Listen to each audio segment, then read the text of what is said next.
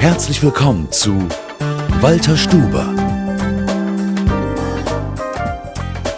der Mutmacher, im Gespräch.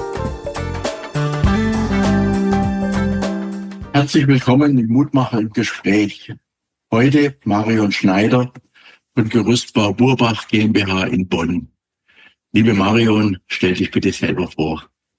Hallo Walter, vielen Dank für die Einladung, das Gespräch. Ich bin Marion Schneider, geborene Burbach. Ich bin 49 Jahre alt und habe 2 erwachsene Söhne, eine kleine Enkeltochter und ja, arbeite im Büro. Bin gelernte Bankkauffrau und Versicherungsfachfrau, das ist mein Werdegang gewesen, und bin jetzt seit 4,5 Jahren fest in der Firma meines Vaters mit dabei. Jetzt ist ja immer die spannende Frage, Gerüstbau ist Leidenschaft. Wenn du jetzt erst 4 Jahre dabei bist, hast du vorher die Leidenschaft nicht gehabt, im eigenen Betrieb zu arbeiten? Oder was hat dich dann bewogen, später dazu zu kommen? Das hat sich tatsächlich nie so ergeben. Also ich bin ja mit dem Gerüstbau groß geworden. Also der Betrieb gehört meinem Vater, glaube ich, seit 1 oder 2 Jahren vor meiner Geburt, wenn ich das richtig im Kopf habe. Und bin da schon mit groß geworden. Aber für uns war das tatsächlich ein Männerberuf. Also in unserer Familie war das der Beruf des Vaters. Die Frau, meine Mutter, hat immer ein bisschen das Büro mitgemacht. Und auch vorher schon, als ich gelernt habe und gearbeitet habe, habe ich ein bisschen Büro mitgemacht nebenher. Und es hat sich einfach so ergeben durch die vielen Änderungen und durch dadurch, dass mein Bruder irgendwann die Firma übernommen hat und auch mit seinem Schlaganfall, seiner kleinen Behinderung, dass es irgendwann Sinn gemacht hat, dass wir drüber nachgedacht haben in unserer Familie, ob wir nicht jemanden komplett fürs Büro nehmen wollen, der dann aber wirklich auch alles machen kann. Und so bin ich dann im Prinzip dann komplett eingewechselt. Aber gearbeitet oder ein bisschen was gemacht im Büro.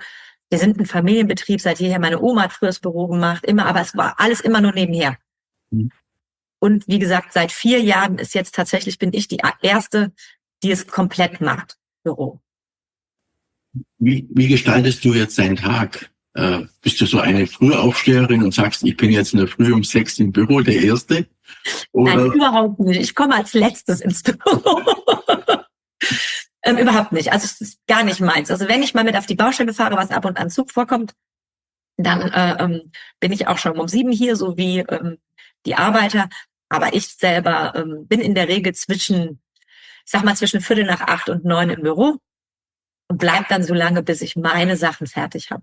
Also ich bin überhaupt gar kein Frühaufsteher. Wenn ich jetzt richtig verstehe, arbeitest du draußen auf der Baustelle mit, wenn du sagst, ich arbeite?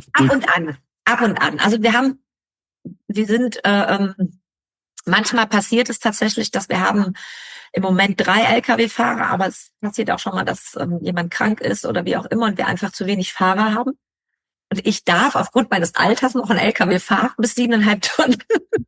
Das ist ja heute schwierig, auch Mitarbeiter zu finden, die diese Führerscheine haben. Also so und und so ist das dann passiert, dass ich ab und an, wenn dann mal ein LKW-Fahrer gebraucht wird, dass ich dann einspringe und mitfahre und dann bleibe ich auch in der Regel auf der Baustelle. Manchmal muss ich es auch nur hinbringen, werde dann abgeholt und manchmal baue ich dann eben ein bisschen mit auf und ab. Aber das kommt nicht so oft vor. Aber es passiert schon mal.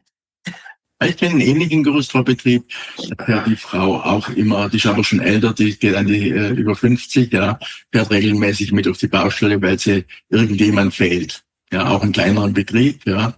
Muss da mit raus und mithelfen. Und ja, genau.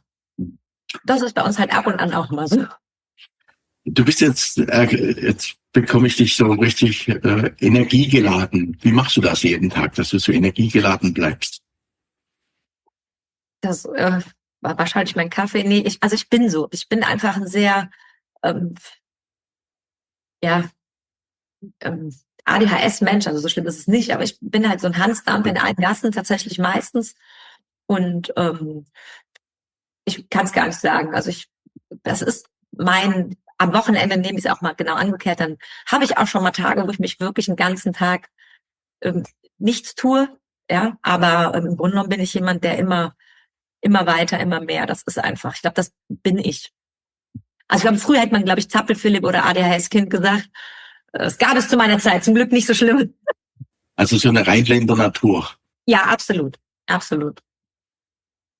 Jetzt hast du erzählt, dein Vater ist 72 und du mit deinem Bruder oder dein Bruder leitet die Firma als Geschäftsführer und ihr habt ja sicher eine Vision, wo ihr hin wollt. Man hat ja irgendwann mal, steigt man ein und sagt, ja gut, heute sind wir 10 Mitarbeiter, wir wollen in 5 Jahren wollen wir noch 3, 4 Mitarbeiter mehr sein oder wir wollen 50 Mitarbeiter sein. Habt ihr euch mal darüber Gedanken gemacht? Nein, also ich tatsächlich überhaupt nicht. Ich weiß aber, dass mein Bruder tatsächlich, als er es angefangen hat, auch wirklich zu übernehmen, für ihn ist es schon, ich glaube nicht, dass der ein Ziel hat, so und so viele Mitarbeiter oder so und so groß, aber er setzt sich die Ziele praktisch jährlich. Er möchte immer noch ein bisschen mehr schaffen, ein bisschen so, wenn das funktioniert. Das hat er schon. Also ja, aber ich persönlich tatsächlich nicht. Ich finde so, wie es gut, wie es läuft, eigentlich gut. Also ich finde es auch, ich kenne es noch von früher, wo es nur 3, 4 Mitarbeiter waren. Das war natürlich auch weniger Stress drumherum. Und deswegen, aber ich glaube, wenn man die richtigen Mitarbeiter findet, also wir gucken ja auch immer, und Arbeit haben wir tatsächlich, haben viele Stammkunden. Also mein Bruder hat ein sehr gutes Management, was den Kunden betrifft. Das kriegt der wirklich gut hin, hat eine Bindung, eine hohe Bindung an viele Kunden, auch noch von Kunden von meinem Vater. Arbeit haben wir tatsächlich immer. Und wenn wir neue Mitarbeiter finden, die dann auch bleiben, wobei bei uns die Fluktuation schon sehr hoch ist, finde ich. Jetzt komme ich aber auch aus einem ganz anderen Berufsbereich, wo das nicht so ist. Also ich kenne das von meinem Beruf nicht. Aber er selber sagt, wenn es mehr wird und besser wird und ich nächstes Jahr noch ein bisschen mehr schaffe, dann umso besser. Aber ich glaube nicht, dass er einen ganz festen Plan hat. Was ist denn jetzt so deine größte Herausforderung im Büro? Also du bist ja jetzt aus dem Finanzbereich gekommen, sehr computerlastig, ja, sehr fortschrittlich, ja, und du kommst jetzt so in ein Büro rein bei Gerüstbauer. Ja, das stimmt. Also bei uns war natürlich alles, also wir waren komplett digital. Das habe ich jetzt hier so ein bisschen mit eingeführt. Meine größte Herausforderung ist tatsächlich mein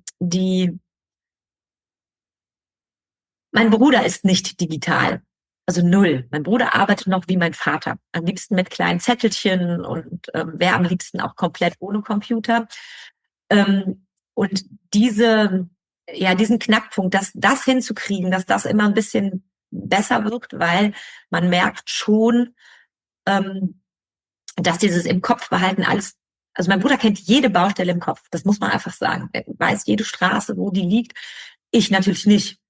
Und diese Verbindung, das hinzukriegen mit dem Büro und mit ihm, weil er halt auch nicht so, er ist nicht so offen, der schafft es nicht so, sich so gut umzustellen auf neue Programme, ist für ihn einfach etwas schwieriger. Und das hinzukriegen, dass wir jetzt trotzdem ganz leicht in die digitale Welt mit eintauchen können, damit die Organisation vielleicht ein bisschen einfacher wird. Das ist meine Herausforderung, ohne dass ich meinen Bruder überfahre mit den Dingen, die gemacht werden sollten. Also das ist tatsächlich schwierig. Also wenn wir eine Frage kriegen zu einer Baustelle, egal von wem, von einem Mitarbeiter, von einem Kunden, ich weiß so gut wie gar nichts darüber, außer vielleicht den Preis, weil ich den gemacht habe in meinem Computer. Also ich kann halt so diese Sachen gucken, aber diese Verbindung, dass wir es schaffen, dass wir vielleicht alle Fotos mal wirklich für alle da haben und so. Das ist so meine Herausforderung. Und ich musste mich komplett in Buchführung und Lohnabrechnung einarbeiten. Das war so meine Herausforderung, damit wir das dann alles machen können. Also bei mir ist es genau andersrum. Ich bin digital sehr weit. Also wir sind 100% digital in der Firma. Und mein Sohn hätte gern noch Ordner. Ja.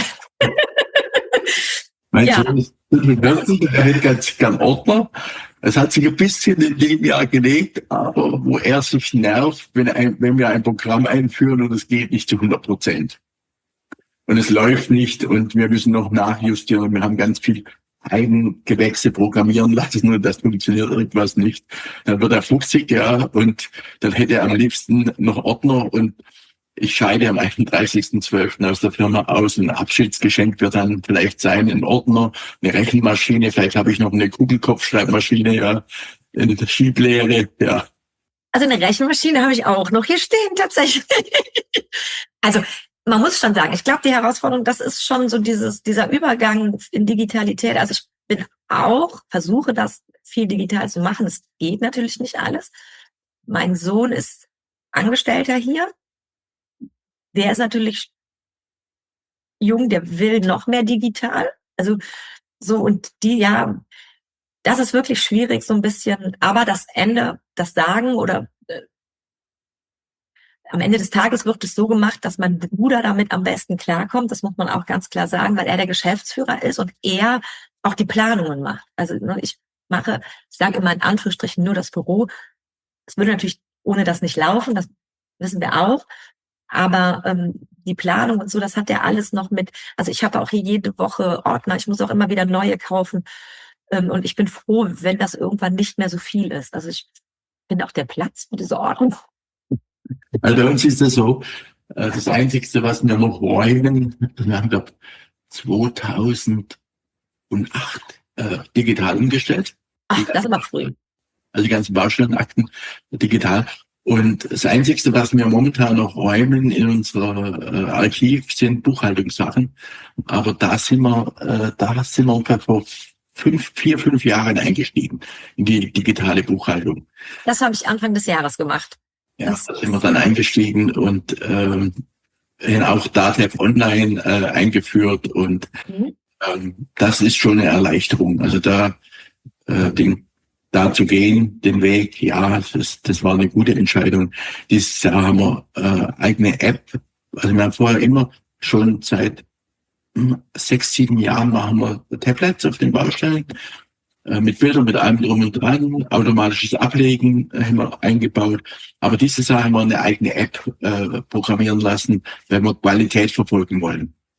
Das finde ich erst großartig. Also ich habe tatsächlich jetzt auch 3 Tablets bestellt für die 3 Vorarbeiter. Ich bin die gerade am Einrichten, weil wir jetzt auch mal eine App ausprobieren möchten, dass dann die Baustellen da so ein bisschen mit Fotos und allem drin sind. Ich hoffe, das funktioniert. Das funktioniert immer. Man muss nur, was ich immer sage, man darf nicht aufgeben. Ja, aber das ist das, was ich meinte. Eben, es ist so ein paar.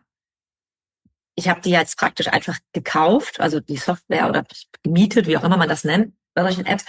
Die sind natürlich, das wirst du selber wissen, wenn was nicht so klappt oder wenn was nicht so ist, wie man das am liebsten hätte. Das ist ja immer ganz schwierig, wenn man sowas. Deswegen hast du es wahrscheinlich selber, selber eine machen lassen. Soweit sind wir natürlich noch lange nicht. Das finde ich großartig. Also das würde ich auch am liebsten machen. Ich habe da so Sachen im Kopf, wo ich sagen würde, so und so. Nicht, dass ich das könnte, wie das geht, aber ich könnte mir vorstellen, wie das so aufgebaut ist. Aber natürlich in meiner Naivität denke ich, das ist total einfach. Und das ist es halt nicht, ne? Aber ich habe es jetzt, also ich bin gerade dabei, meine 3 iPads einzurichten, um zumindest da so ein bisschen mehr, dass wir irgendwann ein bisschen mehr ineinander gegriffen arbeiten können. Da kann ich dir einen ganz tollen Tipp geben. Wir geben immer die Tablets oder neue Sachen geben wir immer den Vorarbeitern, die sich am meisten schwer tun. Weil wenn die wissen, wie es geht, machen die alle anderen mit. Ja, also es kriegen nicht die, wo es am besten können, weil dann kriege ich nicht das hin, dass es eingeführt wird, sondern wir geben es dem, der die meisten Probleme damit hat. Wo es erst also bei uns haben wir also Vorarbeiter, da kriegen wir die Baustellenunterlagen oft nach 5 Tagen erst. Ja. Und jetzt haben wir es demjenigen gegeben, der die Baustellenunterlagen nach 5 Tagen bringt und haben gesagt, wie einfach jetzt das geht. Du kannst jetzt das Bautagebuch besprechen, also nicht mehr schreiben, sondern besprechen, die Bilder hochladen, geht vollautomatisch. Und das haben wir als Erfolgskonzept bekommen. Wir geben die Programme immer denen, wo es sich am schwersten tun. Ja, also wir haben tatsächlich nur in Anführungsstrichen 3 Vorarbeiter und die 3 bekommen es halt einfach. Und zu schnell. Genau, dann gucken wir mal. Alle sind alles nur Mist. Und man immer klein anfangen, nicht alle. Ja. Da haben wir 3 Probleme. Ja. Ja. Wobei ich da das Glück haben muss, da ist nur einer, der tatsächlich nicht so affin ist mit Elektrik, die anderen, mit elektronischen Sachen. Die anderen beiden, die sind noch sehr jung. Die machen das wirklich, die sind da sehr froh drum. Und der dritte ist auch froh drum, dass das da ist. Und das bisschen, was wir da machen können, das, glaube ich, bekommt er dann auch hin. Und die Schnittstelle mit meinem Bruder, das müssen wir dann noch so ein bisschen. Wie gesagt, für ihn ist es immer am schwierigsten, sich umzustellen. Das muss man einfach so sagen. Das ist der Weg, den wir brauchen, um das zu machen, ist, ihn dann so richtig ins Boot zu kriegen. Aber er will es versuchen und das ist das Wichtigste. Also Ihr seid ja jetzt auch Mitglied in der Bundesinnung und im Bundesverband und du hast da sicher auch dieses Damenseminar gemacht. ja. Ja. Erzähl mal ein bisschen was über das Damenseminar, was es dir gebracht hat und wie du das weiterempfehlen würdest. Also mir hat das persönlich sehr viel gebracht, einfach weil ich ja aus einem komplett anderen Sektor gekommen bin und habe mich dann hab geguckt, was kann ich so machen. Also kenne ich das von der Bank, dass man immer sich fortbildet, dass man irgendwas macht. Das war so mein Anspruch, mal zu gucken, was gibt's denn überhaupt im Gerüstbau. Wir sind schon immer, glaube ich, in der Innung. Und ich glaube, ich bin die erste in der Familie, die irgendwann mal gesagt hat, wir machen jetzt mal Seminare und sind seitdem ich dabei bin, auch überhaupt erst viel enger in der Innung mit verbunden. Und ich fand das einfach toll, dass man einfach, man hat viele Frauen kennengelernt, wo die Gerüstbaubetriebe auch ähnlich sind. Also wo man einfach mal gemerkt hat, das ist nicht nur bei uns so. Oder also die Mitarbeiter ist ja tatsächlich auch so eine ganz spezielle, ja, ein ganz spezielles Thema, Mitarbeiter im Handwerk. Grundsätzlich, jetzt komme ich, wie gesagt, Bank, das ist eine ganz andere Art der Kommunikation untereinander, das ist eine ganz andere Art des Miteinanders. Das kann man sich nicht vorstellen, wenn man das vorher nicht kannte, glaube ich. Und bin halt hier hingekommen und habe gedacht, boah, das ist eine ganz andere Welt.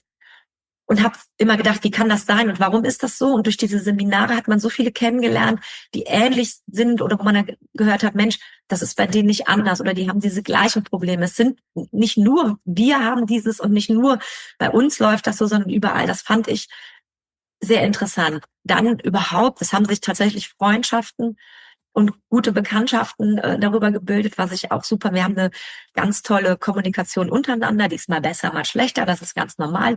Es sind mittlerweile sehr viele. Und man hat einfach auch Dinge gelernt oder angedient bekommen, wo man vorher einfach gar nichts von wusste. Also ich war ja im Gerüstbau wirklich, was das betrifft, fremd und habe viele Dinge gelernt, wo ich gedacht habe, Mensch, auf die Idee wäre ich gar nicht gekommen. Dann gab es auch das Praxisseminar, das fand ich mega. Einfach mal 2 Tage wirklich auch beigebracht bekommen, wie man dieses Gerüst aufbaut. Ich war schon mal mit auf der Baustelle, aber dann wurde ich halt geschickt, irgendwas zu holen oder festhalten. Und dieses Praxisseminar, das würde ich persönlich zum Beispiel auch, ja, Pflicht muss man es vielleicht nicht machen, aber ich würde es mehr anpreisen, weil ich finde es total super, wenn man auch im Büro weiß, was die draußen überhaupt machen. Und das fängt auch schon mit der Arbeitskleidung oder mit den Arbeitsmitteln an. Also ich sitze hier in meinem Büro, warm, wenn ich Glück habe. Ja, sonst mache ich mir die Heizung an und egal wie das Wetter ist und wenn es kalt, wenn es heiß ist, kann ich rausgehen. Ich kann mich so ein bisschen machen.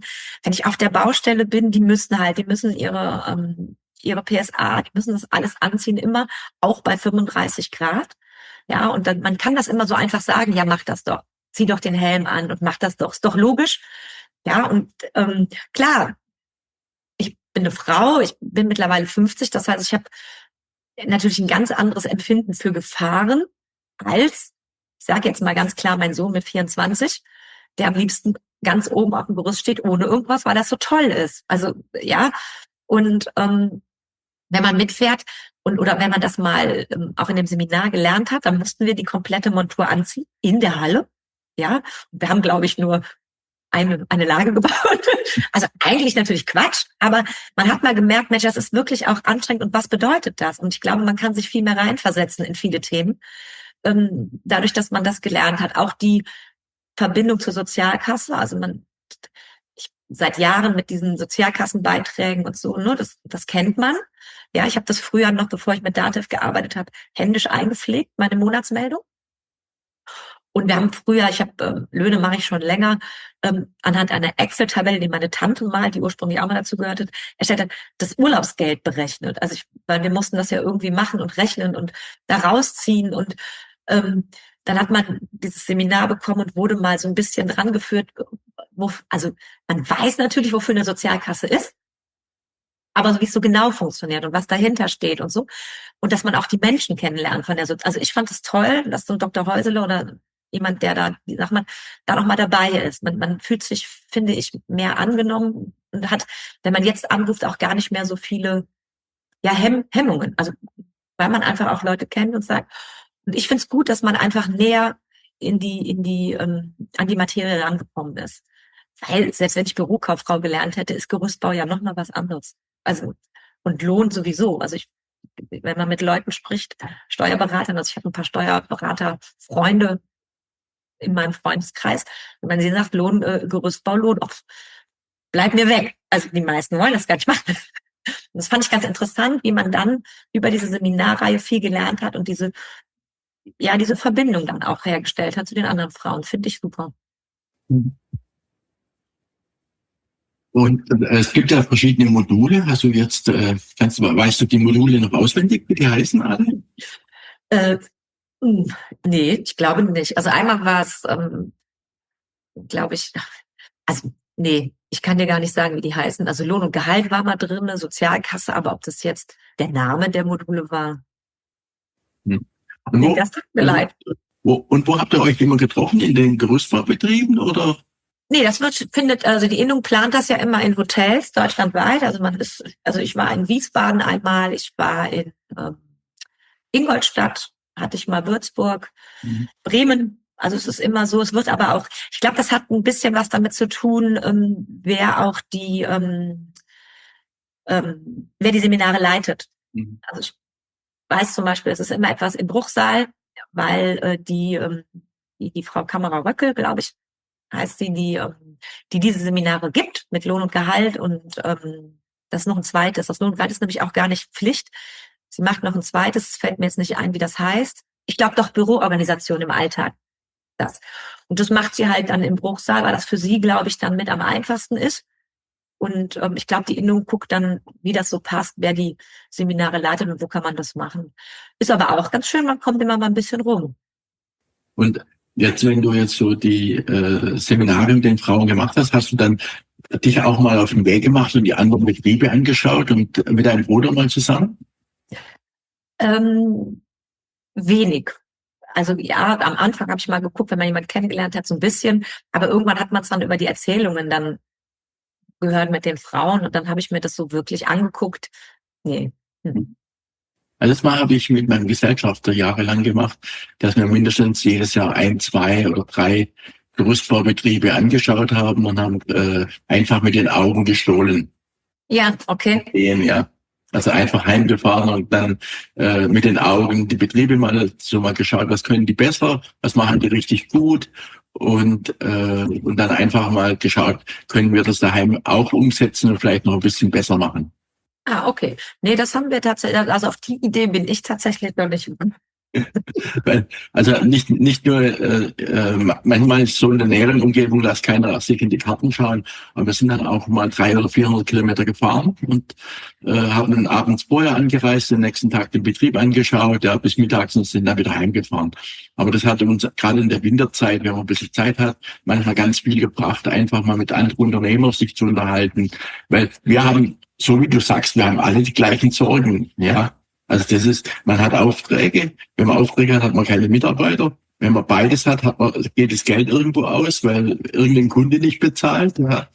Und jetzt kommt das vierte Problem noch dazu, das ist die Digitalisierung oder die Automatisierung, KI. Ja. Das ist das vierte jetzt, was dazu kommt. Ja. Und ich sage immer eins, wenn viele reden über Digitalisierung, dann sage ich immer eins, Leute, wenn ihr darüber nachdenkt, denkt gleich über KI nach. Denkt 3 Schritte weiter nach über KI und es wird euch ganz viele Probleme lösen, die ihr heute noch gar nicht wisst, was lösbar ist. Mit KI bin ich zum Beispiel noch gar nicht so angefreundet. Also das gebe ich auch zu, das ist noch so gar nicht mein Thema. Also Also mit der Digitalisierung, da bin ich so ein bisschen, aber so KI, muss ich sagen, ist gar nicht so mein Thema. Wir haben ja so eine Sache gehabt, eine steuerrechtliche Sache. Und wir haben die Problematik, wir haben ein Bild ausgeschnitten aus dem Computer und haben die Problematik der KI erklärt, was wir für ein Problem haben mit Auslösen. Und die KI hat uns die Antwort gegeben, die Antwort haben wir dann dem Herrn Oschlitz von der Bundesregierung geschickt. Das haben wir Anfang des Jahres mit dem schon besprochen gehabt. Und er hat sich also gewundert, wie präzise die KI die Frage beantwortet. Ja, das ist krass. Also das habe ich tatsächlich, nee, also so weit bin ich tatsächlich noch gar nicht.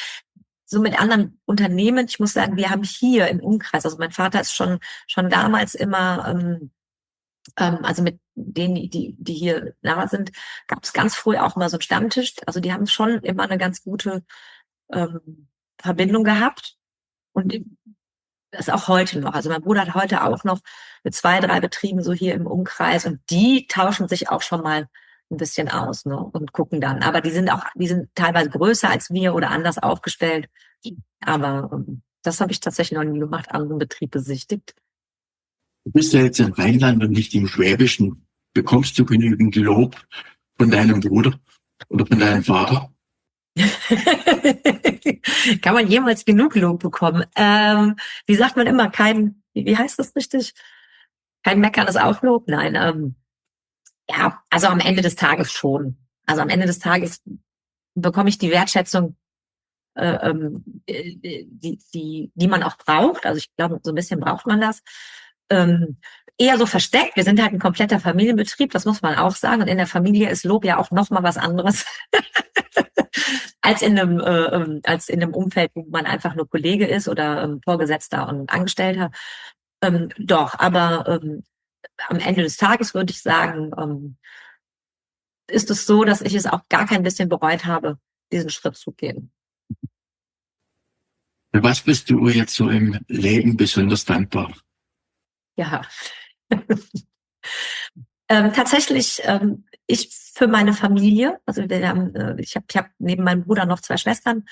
Wir haben ein sehr enges Verhältnis in der Familie. Wir haben einen sehr guten Familienzusammenhalt, auch mit Kindern, mit allem. Also das ist für mich so, ja, wo ich glaube ich am dankbarsten für bin, weil das immer funktioniert hat und ich das mit am wichtigsten finde. Das ist so, ja, ich glaube, das ist so das, wo ich am dankbarsten finde. Jetzt die Gerüstbauer frage ich immer so, das Thema nach dem größten Kirchturm, ja, das kannst du sicher nicht beantworten oder vielleicht hast du das im Kopf, was der höchste Kirchturm eingerüstet ihr schon mal habt? Von uns? Nee, das kann ich tatsächlich nicht beantworten. Das könnte mein Bruder, glaube ich, beantworten. Und die meisten Gerüstbauer haben ja ein Spielzeug. Also die einen haben einen Porsche in der Garage stehen und die anderen haben einen großen Autokran. Ja, wir haben weder das eine noch das andere. Also da ist tatsächlich bei uns beides nicht. Also das Einzige, ich muss sagen, so ein Gerüst, also wenn es darum geht, welches Gerüst ich mal hatte, wo ich mich noch mit am besten dran erinnere, was so was Besonderes war. Wir hatten mal ein Gerüst, das ist aber schon viele Jahre her. Ich fand das kurios, was praktisch teilweise in der Luft hing. Also so richtig mit Statikberechnung und allem.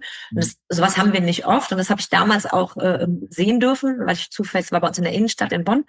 Und dann bin ich da auch hingegangen. Und das ist das, wo ich damals wo ich da stand, habe gedacht, boah, also was wir alles können oder was man alles machen kann mit Gerüst. Das war schon gut, aber Porsche und ein Kran, sowas. Also was kenne ich auch gar nicht, dass mein Vater hatte nie die Ambition, sowas, und ich glaube, mein Bruder auch nicht. Also wir auch nicht. Ja. Ja, jetzt das ist eine ganz freche Frage. Eine freche Frage darf man ja stellen, oder?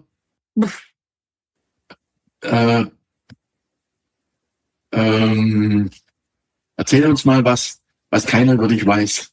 Ja, das ist eine gute Frage, das weiß ich nicht, weil ich bin ein so kommunikativer Mensch, dass ich immer sehr wenig für mich behalten kann. Und die meisten Sachen, die ich so gemacht habe, die weiß auch immer jemand. Also ich kann nichts für mich behalten, ist das falsch. Das wäre ja so, ich könnte auch keine Geheimnisse für mich behalten, aber Dinge, die mich betreffen, und die ich da gemacht habe, also ich wüsste, diese Frage habe ich auch eben gelesen, habe gedacht, aber ich wüsste jetzt tatsächlich nichts. Also meine Familie weiß sowieso alles über mich. Okay. Also, Jetzt hat man ja auf der einen Seite Digitalisierung, auf der anderen Seite auch Ordner stehen, ja, und die große Frage ist ja immer, wo man oft ja nicht dran denkt, das könnte ja auch ein Büro mal abbrennen. Habt ihr einen Notfallplan im Hause? nein.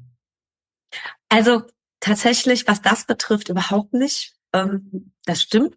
Habe ich noch nie drüber nachgedacht, wenn ich ehrlich bin. Ich habe ja alles in meinem Computer, in meiner Cloud. Das heißt, also, selbst wenn mein Computer abbrennt, ist es ja irgendwie noch da. Ich muss mich ja nur einwählen. Das heißt, meine kleine Welt ist ja immer vorhanden. Aber es stimmt, unsere Angebotsordner, also mein Bruder macht für jede Baustelle noch seinen kleinen Zettel, wo er draufschreibt. Und das ist halt wirklich abgeheftet. Das ist auch nicht digitalisiert. Also Höhe, Breite, was man so braucht und so. Das stimmt. Habe ich nicht. Nein, muss ich ehrlich sagen, habe ich nicht. Habe auch noch nie drüber nachgedacht. Also wir haben dieses Jahr einen Cyberangriff gehabt im Unternehmen und sind über eine E-Mail-Adresse über 1000 Mails rausgegangen mit einem Code. Ja, wenn er den Code angeklickt hat, also wir haben nichts von Schäden gemerkt, hätte er das System drüben komplett lahmgelegt von den Kunden oder Lieferanten oder sonst was. Ja. Da ist Gott sei Dank nichts passiert. Wir haben das rechtzeitig noch gemerkt, weil die E-Mails relativ schnell raus sind, hat unser System zugemacht. Ja. In den Cyberangriff kenne ich von einigen Gerüstbaufirmen, haben da erhebliche Probleme gehabt. Also man darf sich nicht darauf verlassen, dass das in der Cloud liegt. Also wir haben zu Hause, ich habe zu Hause noch eine Festplatte stehen. Wir sichern 5-mal. Und das ist immer noch nicht sicher, ja. Wir haben also jetzt jedem Mitarbeiter ein Firmenhandy gegeben, ja, das im geschützten Bereich ist. Also wenn Sie sich in der Firma einwählen, dass Sie alle geschützte Bereiche haben. Also wir haben jetzt nochmal rund 50.000 Euro in die Hand genommen, um das ganze System nochmal zu schützen. Das ist auch noch nicht das 0+Ultra, aber man kann doch ein bisschen ruhiger schlafen. Ja, ich glaube, man ist sowieso nie komplett vor irgendwas. Das gibt's halt nicht, das stimmt. Also gut, klar, eine Festplatte habe ich auch. Allerdings liegt die auch hier. Also wenn es dann brennt, macht das, glaube ich, auch keinen Sinn. Ich habe mir da wirklich, da bin ich aber auch, glaube ich, ein Mensch, da habe ich noch nie so richtig drüber nachgedacht. Also ich denke mal, es passiert schon nichts, weil wir sind sehr gut abgesichert. Also ich gebe zu, wir haben keine Cyberversicherung, aber ansonsten so, was so ein Betrieb so braucht und so rein von, also auch wenn es brennt, wenn was geklaut wird, das ist alles irgendwo, das ist aber ja nur der finanzielle Bereich. Das ist ja dann eben nicht, ob noch alles da ist, das stimmt. Grundsätzlich denke ich immer, das passiert nicht, was wahrscheinlich ein bisschen blauäugig ist, aber Ihr seid nicht im Hochwasserbereich von einem Rhein? Nein. Also Hochwasserbereich sind wir überhaupt nicht hier. Das ist, also hier in dem Ort, wo wir sind, nee, das ist hier kein Thema. Also auch bei dem großen Hochwasser vor 4 Jahren an der Ahr oder so. Wir sind natürlich schon nah dran. Und, aber jetzt speziell hier bei uns ist der Rhein, der ist schon ein ganzes Stück weg. Also nein. So, möchtest du noch was erzählen? Wir hatten ja auf deinen Bruder gewartet, aber der hat sich gekonnt ausgehalten. Ja. Hast du noch was du noch erzählen möchtest? Was soll ich denn noch erzählen? Och, ich wüsste jetzt gar nicht, in welchem Bereich. Dann vielen Dank, dass du mitgemacht hast. Ja, sehr gerne. Jetzt werde ich ihn mir auch mal anhören. Ich muss mir jetzt mal gucken, dass ich mal Podcasts anhöre. Also ich habe 30 Minuten in der Arbeit und ich höre mir jeden Tag 1 oder 2 Podcasts an. Das ist so Hinfahren, Rückfahren. Meine eigenen nicht, also die höre ich auch ab und zu an. Aber in der Seltenheit höre ich meine eigenen nicht an, sondern ich höre immer Fremde an und sage, okay, ich bilde mich weiter und ich muss jetzt noch was denken. Und ich habe auch die Methodik, viele sagen meiner Angestellten, sie lesen kein Buch, ja. Und ich sage immer eins, ein Buch kannst du ganz einfach lesen. Du liest jeden Tag 3 Seiten, dann hast du in einem Monat ein Buch gelesen. In der Regel oder in 2 Monaten hast du 6 Bücher im Jahr gelesen. Ja, das mache ich viel. Also lesen tue ich auch viel. Ich fahre mit dem Fahrrad zur Arbeit und zurück. Da höre ich gar nichts. Also früher im Auto, wenn ich früher Auto gefahren bin oder Bahn, habe ich auch immer Musik. Mittlerweile würde ich wahrscheinlich dann vielleicht ab und an einen Podcast hören, aber Hörbücher machen wir schon auf der Autofahrt. Aber lesen tue ich zum Beispiel sehr viel. Das ist so ich habe mein Buch auch immer mit im Büro und hier in dem Büro, obwohl ich hier alleine bin, also ich bin die meiste Zeit des Tages alleine, mache ich mal eine kleine Pause, mache mal eine Kleinigkeit zu essen und dann lese ich auch immer ein bisschen was. Da muss ich was anderes, da brauche ich was anderes als diese Gerüstbausachen oder als diese Arbeitssachen. Das ist Ein ganz tolles Buch. 30 Fragen, die dein Leben bereichern. Okay. Aber habe ich jetzt für meine Angestellte besorgt. Okay. Die kriegen regelmäßig Bücher zum Lesen, ja. Und danach fragen wir haben 3-mal in der Woche haben wir eine Viertelstunde Meeting per Zoom, auch mit den Bauleitern, wenn die auswärts sind. Und dann werden Fragen aus den Büchern gestellt. Ach, das heißt, wenn deine Angestellten das nicht lesen, dann merkt man das. Genau. Aha. Ja, gut, ich lese eher so seichte Sachen. Also nicht seicht, nee, das nicht. Aber ich lese selten Wissensbücher. Also, außer wenn ich mich weiterbilde. Ansonsten lese ich eher so Krimis oder Psychothriller oder so. Das ist so komischerweise zum Runterkommen, das, was ich schon immer gemacht habe. Okay. Vielen Dank fürs Mitmachen. Ich danke auch. Das war Walter Stuber, der Mutmacher, im Gespräch.